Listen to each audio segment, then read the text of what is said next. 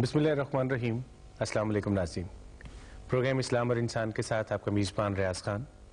آج جس موضوع پر ہم بات کریں گے وہ ہے اسلام اور نماز۔ نماز میں بھی پڑھتا ہوں، آپ بھی پڑھتے ہیں۔ نماز بنیادی رکن ہے اسلام کا، لیکن بعض دفعہ ہمیں محسوس ہوتا ہے کہ کچھ کمی رہ گئی ہے۔ اس پروگرام میں ہم کوشش کریں گے کہ وہ جو سوالات میرے اور آپ کے ذہن میں آتے ہیں ان سوالات کے جوابات ہم حاصل کریں ایک عالم دین سے۔ ہمارے ساتھ موجود ہیں معروف عالم دین حضرت علامہ حافظ محمد شفاعت رسول، ہم ان کو کہتے ہیں السلام علیکم۔ وعلیکم السلام ورحمۃ اللہ۔ علامہ صاحب تھینک یو ویری مچ کہ آپ اس پروگرام کا حصہ ایک دفعہ پھر ہیں۔ کیا اہمیت ہے، کیا ضرورت ہے علامہ صاحب نماز کی اسلام میں؟ اسلام میں نماز کی اہمیت کتاب و سنت کے مطالعہ سے اس وقت واضح ہو کر سامنے آ جاتی ہے کہ جب اللہ رب العالمین نے ایمانیات کے بعد اگر ذکر کیا تو یقیمون الصلاۃ فرما کر ذکر کیا، جس سے یہ واضح ہو جاتا ہے کہ اللہ رب العالمین کے نزدیک ایمان کے بعد سب سے اہم چیز صلاۃ ہے، اور قرآن پاک کی کوئی سورت، کوئی پارہ خالی نہیں ہے کہ جس میں اللہ رب العالمین نے صلاۃ کا ذکر نہ فرمایا ہو۔ اور یہ بات بھی بڑی اہمیت کی حامل ہے کہ رب العالمین نے جہاں بھی صلاۃ کا ذکر کیا اس سے پہلے ایمان کا ذکر اور اس کے بعد زکوٰۃ اور انفاق کا ذکر۔ یہ اسلوب ہے اللہ کی کتاب کا کہ اس نے تنہا نماز کا ذکر، صلاۃ کا ذکر کہیں بھی نہیں کیا۔ تو رب العالمین کے اس اسلوب سے واضح ہوتا ہے کہ اللہ کے نزدیک، اس کے رسول صلی اللہ علیہ وسلم کے نزدیک، اور وہ جو نظام زندگی ہمیں رب العالمین نے قرآن پاک کی صورت میں عطا فرمایا، اس میں الصلاۃ کو بڑی اہمیت حاصل ہے۔ رہی ضرورت کی بات، ضرورت اس لیے ہے کہ الصلاۃ جہاں وہ اپنے اندر پہلو اجتماعیت کا رکھتی ہے، وہیں الصلاۃ اپنے اندر ایک پہلو انفرادیت کا بھی رکھتی ہے۔ اجتماعیت میں الصلاۃ کا مفہوم معاشرہ انسانی کو اللہ کے تصورات، اللہ کے اعتقادات اور اللہ کے تعلق پر قائم کرنا ہے۔ امام حسن سلام اللہ علیہ، ان کے حوالے سے باتیں کرنا چاہتا ہوں کہ آپ مسجد نبوی میں نماز پڑھ رہے تھے، دوسری طرف مسجد نبوی میں آگ لگ گئی تو صحابہ کرام اور وہاں جو حاضرین تھے وہ اس آگ کو بجھانے میں مشغول ہوئے۔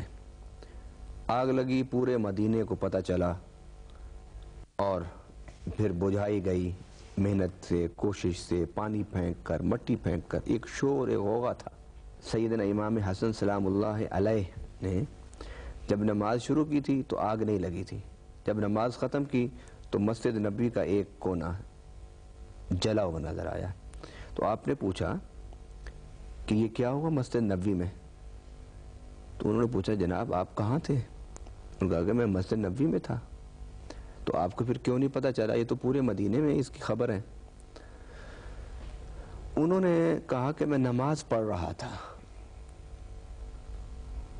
آپ نے ان سوال کرنے والوں سے پوچھا کہ کیا تم نے مجھے اس دوران مسجد نبوی میں دیکھا؟ انہوں نے کہا ہم نے نہیں دیکھا، ہم تو ادھر مصروف تھے آگ بجھانے میں۔ سیدنا امام حسن رضی اللہ تعالی عنہ نے فرمایا کہ تم دنیا کے آگ بجھانے میں منہمک تھے، مجھ سے بے خبر رہے، تو میں جہنم کی آگ بجھانے میں مصروف تھا تو تم سے کیسے باخبر رہتا؟ تو صلاۃ ایک انہماک کا تعلق استوار کرنے کی ریاضت ہے۔ صلاۃ یعنی نماز اللہ اور بندے کے درمیان ایک ذہنی، ایک قلبی اتنا مضبوط تعلق قائم کرنے کی جدوجہد اور کوشش کا نام ہے کہ جس کی بنیاد پر ایک بندہ ہمیشہ رب کے تصور میں مستغرق رہے۔ اور ہم سے بڑی خوبصورت بات یہ کہ نماز کا تصور یہ ہے کہ اللہ تعالیٰ کے ساتھ آپ کا جو تعلق ہے اس کو آپ نے قائم کرنا ہے۔ دوسری بات یہ ہے کہ نماز پڑھنے سے پہلے ہم نماز کی طرف جا رہے ہیں، نماز پڑھنا چاہ رہے ہیں، اس سے پہلے وہ کون سی بنیادی باتیں ہیں جن کا دھیان ایک عام مسلمان کو رکھنا چاہیے؟ یعنی نماز کی بنیادی فرائض کیا ہیں نماز پڑھنے سے پہلے؟ نماز کے کچھ فرائض تو وہ ہیں جو نماز کی ادائیگی سے پہلے ہیں، ان میں سے غسل، وضو یا آپ طہارت کہہ لیں۔ اگر غسل کی حاجت ہے تو انسان غسل کرے، اور اگر وضو کی حاجت ہے تو انسان وضو کرے، اپنے جسم کو، اپنے کپڑوں کو پاک صاف کرے، اور پھر اس کے بعد وہ نماز شروع کر سکتا ہے۔ یہ جو فرض ہے یا یہ جو شرط ہے یا یہ جو ضرورت ہے، یہ نماز شروع کرنے سے پہلے ہے کہ جسم اور آپ کے کپڑے پاک اور صاف ہونے چاہیے۔ دوسری بات، اب کچھ فرائض ہیں کہ جو نماز کے اندر ہیں۔ جی، نماز کے باہر کے فرائض اور نماز کے اندر کے فرائض میں ایک فرض اور ہے کہ جس سے آپ عام حالت سے نکل کر نماز کی حالت میں داخل ہو جاتے ہیں، اسے کہتے ہیں تکبیر تحریمہ۔ جب تک آپ اللہ اکبر کہہ کے ہاتھ نہیں باندھتے، اللہ اکبر کہہ کے آپ باادب ہو کے کھڑے نہیں ہو جاتے، اس وقت تک آپ نماز کا آغاز نہیں کر سکتے۔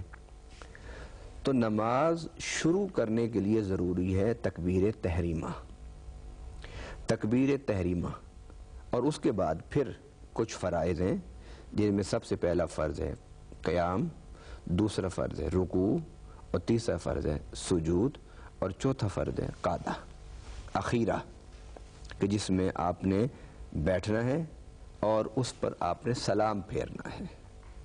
اگر وہ 4 رکعتوں والی نماز ہے تو وہ قعدہ اخیرہ یعنی آخری دوسرا قعدہ ہوگا۔ قعدہ کا معنی بیٹھنا، اور اگر 2 رکعتوں والی وہ نماز ہے تو اس میں جو 2 رکعتوں پر آپ بیٹھیں گے وہی آپ کا آخری قعدہ ہوگا۔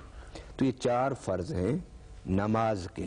اگر ان میں سے کوئی ایک فرض آپ نے چھوڑ دیا تو سجدہ صاحب سے یہ معاملہ کور نہیں ہوگا، بلکہ آپ کو نماز کے اعادے کی ضرورت ہے۔ سلام صاحب، سجدہ صاحب بھی میں آپ سے پوچھوں گا کہ وہ کن صورتوں میں ہمیں کرنا ہے، لیکن آپ نے فرمایا کہ تکبیر تحریمہ سے جو ہے وہ نماز ہم نے شروع کرنی ہے۔ اس سے پہلے نارملی یہ ہوتا ہے کہ ہم نیت کرتے ہیں۔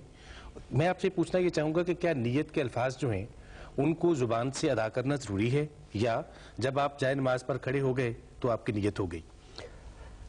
اس کا جواب نیت کے معنی اور مفہوم کو سمجھنے سے واضح ہو جائے گا، کیونکہ نیت کا معنی ہے ارادت القلب، النیت ہوا ارادت القلب۔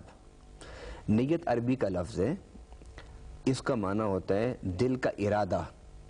جب آپ نے اذان سنی نماز عصر کی، آپ اٹھے، یہ آپ کے اٹھنے سے ارادہ ہو گیا۔ آپ اٹھے، آپ نے وضو کیا اور مسجد کی طرف گئے، نماز کے لیے صف میں بیٹھے، پھر اقامت پر آپ کھڑے ہو گئے، پھر آپ نے ہاتھ اٹھا کے نماز کا آغاز کر دیا۔ یہ سارے کام بغیر نیت کے تو نہیں ہوتے۔ نیت تو آپ کے پہلے موومنٹ سے ہی ہو گئی تھی، اور نیت زبان کی چیز نہیں ہے، نیت تو دل کی چیز ہے، ارادت القلب، دل کا ارادہ کہ آپ نے یہ کرنا ہے۔ رہی بات زبان سے کہنا، یہ تطبیق ہے آپ کی زبان اور دل کی، یہ نیت نہیں ہے۔ نیت تو آپ کر چکے، جو آپ کے اندر کی چیز ہے وہ نیت ہے۔ یہ اب آپ جو دل میں آپ نے سوچا، جو آپ نے مضبوط ارادہ کیا دل میں، جس چیز کو مضبوطی دل میں بٹھا کے آپ نے اب عمل شروع کر دیا ہے، وہ جو عمل آپ کرنا چاہتے ہیں